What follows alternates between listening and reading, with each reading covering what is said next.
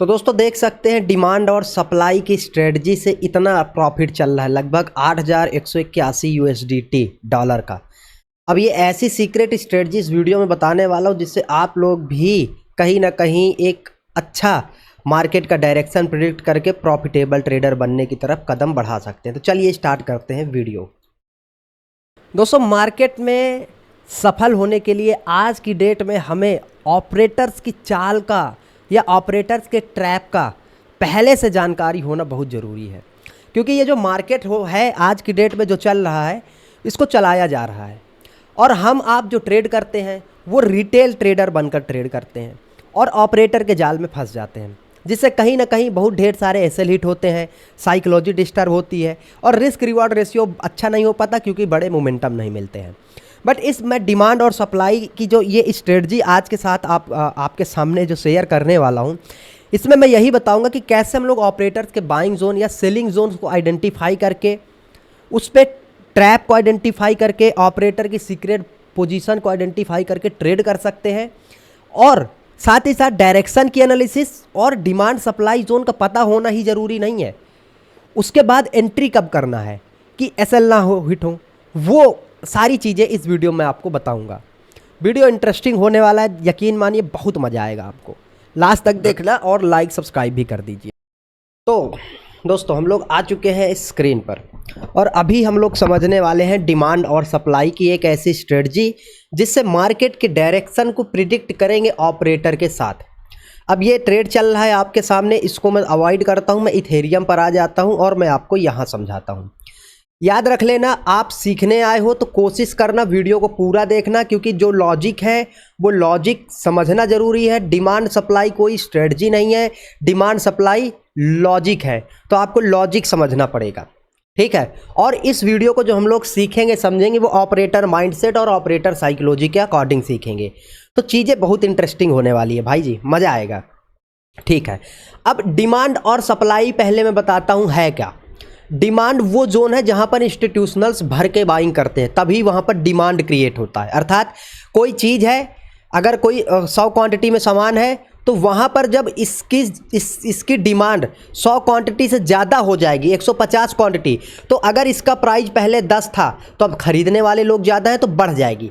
और इसी तरीके से अगर कोई 100 क्वांटिटी है और केवल खरीदने वाले 50 हैं तो इसकी प्राइस अगर 10 थी तो वो घट जाएगी, क्योंकि खरीदने वाले नहीं है ना, सड़ जाएगी सामान। सड़ जाए से मेरा मतलब है कि लोग यही सोचेंगे इसको बेच देते हैं।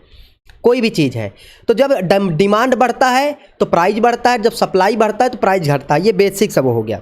अब एक चीज़, क्या डिमांड और सप्लाई सपोर्ट रेजिस्टेंस होते हैं? देखिए मैं बेसिक से शुरू कर रहा हूँ, कोई मतलब ऐसी बात नहीं है, बेसिक से ही शुरू करके आपको ट्रेडर बनाऊंगा, ठीक है। तो देखिए डिमांड सप्लाई जो होता है वो सपोर्ट रेजिस्टेंस नहीं होता, सपोर्ट रेजिस्टेंस लेवल होते हैं, ठीक है, लेवल होते हैं। डिमांड सप्लाई लेवल नहीं होते हैं, ठीक है, ये क्रिएट होते हैं। कहाँ पर? सपोर्ट और रेजिस्टेंस के ऊपर या फिर नीचे।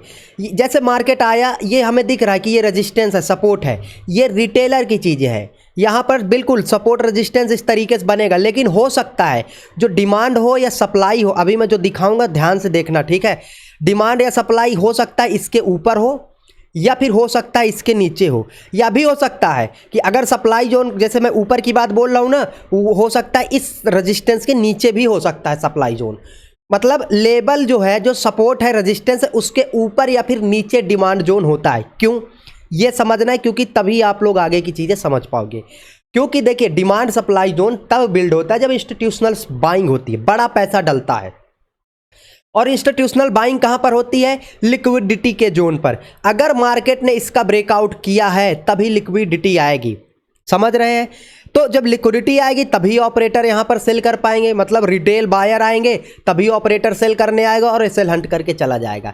तो ये जो जोन बन चुका है ना, ये जो जोन ऊपर वाला जहां पर एसएल हंट हुआ है, ये हमारे लिए एक सप्लाई जोन हो चुका है, क्योंकि यहां पर रिटेलर्स को ट्रैप किया गया था, ऑपरेटर्स ने बड़ा क्वांटिटी डाला था। ये ऑपरेटर का सेलिंग जोन है।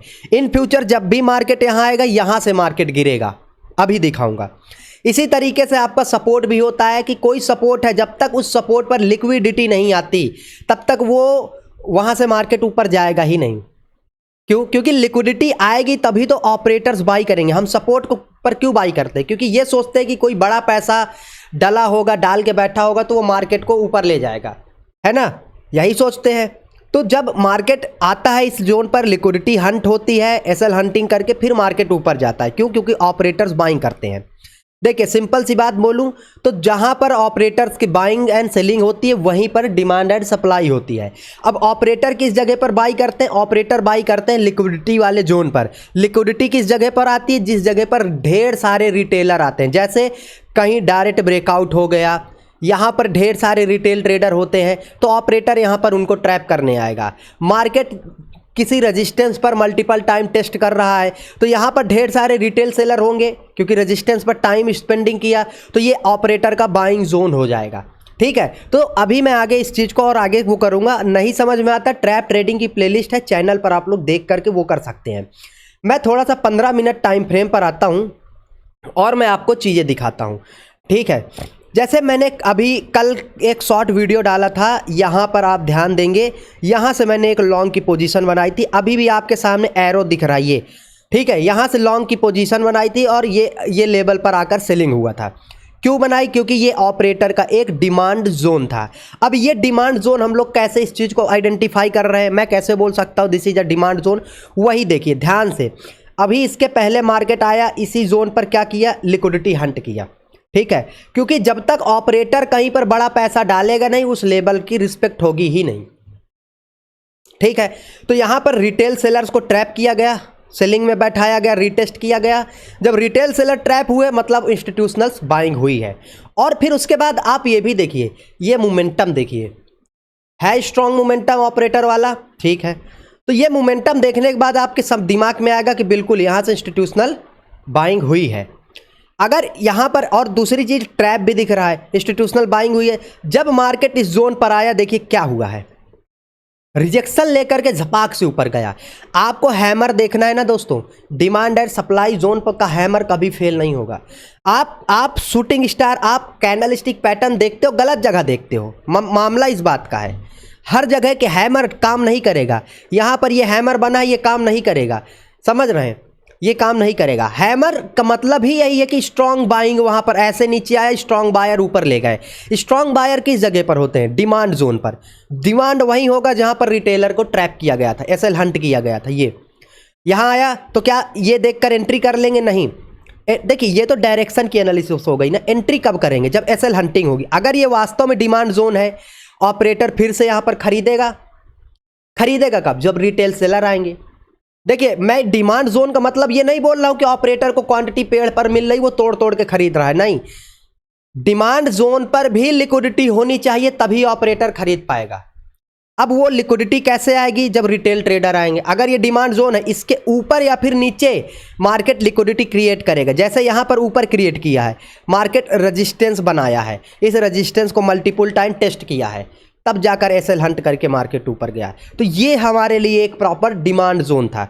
तब देखिए पहला कंफर्मेशन था कि ये तो ट्रैप करके गया, ठीक है, आया, बट ऐसा नहीं आया तो बाइंग कर लेंगे, नहीं। बीच में कहीं पुल बैक या कंफर्मेशन होना ज़रूरी है, बीच में कहीं पुल बैक या कंफर्मेशन होना जरूरी। और यही देखिए मैंने कल बीटीसी में भी, अगर आप बिटकॉइन को देखेंगे, आजा चार्ट, ठीक है, मैंने कल बीटीसी में भी यही इसी का शॉर्ट वीडियो क्रिएट किया था। ठीक है, इसी का शॉर्ट वीडियो क्रिएट किया था। अगर आपको मैं दिखाऊं, सेम साइकोलॉजी, सेम माइंडसेट। यहाँ पर ये ट्रैप है, ठीक है, ध्यान से देखना आप लोग। यहाँ पर ये एम का ट्रैप बनाया, लिक्विडिटी और रीटेस्ट हंट करके गया ऊपर, ठीक है, यहाँ से strong buying I, liquidity Hunt, तो पहला ऑपरेटर का बाइंग जोन हो गया। फिर उसके बाद इसी जोन पर आकर मार्केट ने क्या किया है? इसी जोन पर आकर लिक्विडिटी पहले क्रिएट करी। कैसे लिक्विडिटी क्रिएट करी है? ये ट्रेंड लाइन का ब्रेकडाउन दिया। अब ये सेलिंग देखकर लोग क्या सोचेंगे? ब्रेकडाउन आया है, चलो सेल कर दो।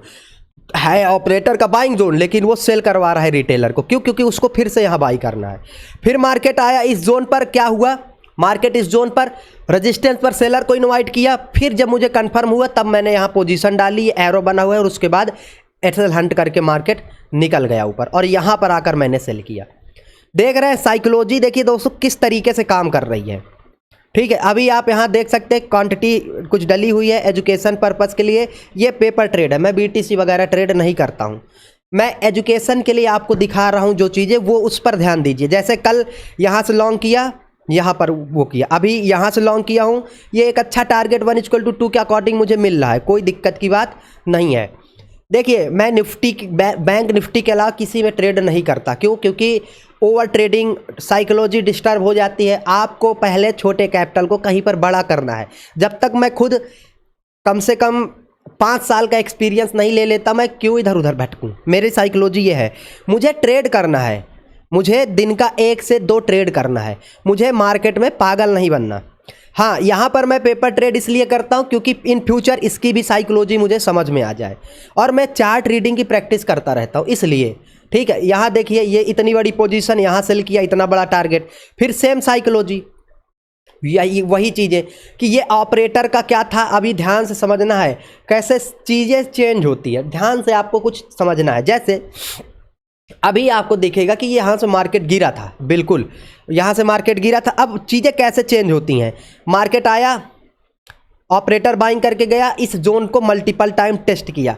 अब कोई रेजिस्टेंस होता है उसको बार बार मार्केट टेस्ट नहीं करता। ये सपोर्ट था, एक बार आया लेकर के निकल गया, यहाँ पर बार बार टेस्ट हो रहा है, प्लस हायर हाई लग रहे हैं। ठीक है, तो ये क्या था, ऑपरेटर का बाइंग जोन बन चुका। जो पहले यहाँ से सेलिंग जोन था, अब वही रिटेलर्स को दिखा करके बाइंग जोन बन चुका है। और यहीं पर देखिए मार्केट ने ब्रेकडाउन और रीटेस्ट का ट्रैप बना करके एसएल हंट करके ऊपर गया है। ये साइकोलॉजी है, सिंपल साइकोलॉजी, बेसिक साइकोलॉजी, लेकिन काम करने वाली साइकोलॉजी। ठीक है, तो इस तरीके से आप लोग मार्केट में जब भी ट्रेड करोगे अच्छा मोमेंटम आप लोग कैप्चर करोगे। अब जैसे मैं आपको दिखाता हूँ, ध्यान से देखना, ये डिमांड जोन आपको कैसे पता चला ये डिमांड जोन था, ध्यान से आप थोड़ा सा देखोगे ना तो समझ में आएगा अच्छे से। बहुत बढ़िया चीज़ बता रहा हूँ दोस्तों, यहाँ पर मार्केट एक ट्रैप बनाया, ब्रेकडाउन रीटेस्ट का वो किया, दिख रहा है बिल्कुल, मतलब रिटेलर ट्रैप हुए तो इंस्टीट्यूशनल बाइंग हुई, मार्केट ऊपर गया और धड़ाम से फिर एसएल हंटिंग करके ऊपर गया। ये जोन हमारे लिए एक अच्छा फ्यूचर के लिए बाइंग जोन हो गया। नेक्स्ट टाइम मार्केट आता है इसी जगह लिक्विडिटी और एसएल हंटिंग क्यों करता है बताइए? अगर मार्केट को ऊपर ही जाना था तो वो यहीं से कंटिन्यू क्यों चला गया? क्योंकि ऑपरेटर्स की यहाँ पर पेंडिंग पोजीशन होती है, तो वो लेने आता है, तभी तो बड़ा प्रॉफिट बनेगा। अब अगर उस पोजीशन को ट्रिगर करवाना है तो रिटेल सेलर चाहिए, इसलिए इसी लेवल के ऊपर देखिए रिटेल सेलर्स को एम पर ट्रैप किया, फिर जाकर ऊपर गया। फिर जब ये ऑपरेटर का बाइंग जोन हो गया, अगली बार उसका ये डिमांड सप्लाई जोन, यहाँ पर उसने डिमांड क्रिएट किया। देख रहे हैं, देखिए दोस्तों जो मैं आपको एक्सप्लेन कर रहा हूँ ये बहुत ऊंची चीज़ है, बहुत बड़ी चीज़ समझा रहा हूँ। इसको मैं कट करता हूँ पहले, ठीक है? मैं आपको बहुत बड़ी चीज़ समझा रहा हूँ, कोई बेसिक सी चीज़ नहीं समझा रहा हूँ। इस चीज़ पर अगर आप थोड़ा बहुत मास्टरी कर लोगे ना, मास्टरी से मेरा मतलब मैं ये नहीं बोल रहा हूँ कि आप बहुत बड़े ट्रेडर बन जाओगे, भाई जी प्रैक्टिस होती है, प्रैक्टिस कर लोगे तो आप लोग बहुत अच्छी चीज़ें कैप्चर कर पाओगे। अब इसी का देखिए एग्जाम्पल मैं आपको कुछ गोल्ड्स में दिखाता हूँ, ठीक है? गोल्ड का 15 मिनट चार्ट मैंने ओपन कर लिया है, इसको दिखाता हूँ, ध्यान से आप लोग थोड़ा सा देखना है, ठीक है? आप लोगों को जैसे ध्यान से देखना, ठीक है? कहीं पर भी डिमांड और सप्लाई जो भी है वो करना है, किस तरीके से मार्केट काम करता है वो मैं आपको दिखाता हूं। जैसे यहाँ से गिरा, ये हम कैसे आइडेंटिफाई करेंगे कि हमारे लिए एक सप्लाई जोन है या ऑपरेटर का सेलिंग जोन है? अगर आप थोड़ा सा भी पेशेंस रखते होंगे, थोड़ा चार्ट मेरा वो हो जाए, क्लोज कर दो, ठीक है? थोड़ा सा अगर आप पेशेंस रखते होंगे तो आपको ये दिख जाएगा। ध्यान से देखना, कुछ ऐसी चीज़ है ही नहीं। लास्ट टाइम ऑपरेटर ने किस जगह पर ट्रैप किया रिटेलर को, रिटेल बायर को, यहाँ पर बाइंग में बैठाया, ठीक है? मतलब रिटेलर अगर बाइंग में बैठे हैं तो ऑपरेटर सेल कर रहा है, धड़ाम से गिरा। और देखिए गिरने का तरीका भी देखिए, सेल हंटिंग करके बड़ा फॉल आया, ठीक है? बड़ा फॉल आया। जब नेक्स्ट टाइम मार्केट इस लेवल के पास आया तो ये क्या है? ऑपरेटर का सेलिंग जोन, मतलब एक सप्लाई जोन। तो जब ऑपरेटर को फिर से इसी जोन पर सेल करना है तो वो इस तरीके से किस करके उसको नहीं आएगा, वो आएगा यहाँ पर लिक्विडिटी क्रिएट करेगा, ठीक है? आपको यहाँ पर क्या दिख रहा है? मुझे तो यहाँ पर दिख रहा है मार्केट ने अपने सेलिंग जोन पर रिटेलर्स को सेलिंग में बाइंग में बैठाया, तब ऑपरेटर सेल किया धड़ाम से। फिर कुछ क्वांटिटी नहीं फुलफिल हो पाती तो ऑपरेटर क्या करता है? अब देखिए, अब तो रेजिस्टेंस था नहीं, ये मार्केट इसका ब्रेकआउट कर लिया। Demand zone, supply zone liquidity create करने के लिए बनाया जाता है। यहाँ पर लिक्विडिटी था, यहाँ पर सेलिंग जोन था, तो पहले इसके नीचे बना लिया, लेकिन बाद में फिर इसी के ऊपर बना लिया। तो वो लिक्विडिटी ऑपरेटर को चाहिए, वो उस तरीके से बनाकर ट्रैप करके नीचे आ जाएगा। सेल कहाँ पर कर सकते थे? इसमें देखिए आराम से ये एक ब्रेकडाउन पकड़ सकते थे, इसमें ये ब्रेकडाउन पकड़ सकते थे, समझ रहे हैं? देखिए चार्ट रीड करने का दोस्तों तरीका होता है अपना अपना, ठीक है। मैं कोई बहुत बड़ा ट्रेडर नहीं हूँ, सिंपल सी बात बोल रहा हूँ, लेकिन चार्ट आप उस तरीके से रीड करो जिससे मार्केट की साइकोलॉजी आपको समझ में आए। और बाकी जो चीज़ें आपको समझ में नहीं आती हैं आप मुझसे कमेंट सेक्शन में पूछ लेना, मैं प्रॉपर आपको एक्सप्लेन कर दूंगा। मोटिव अपना है आपको एजुकेट करना, ठीक है।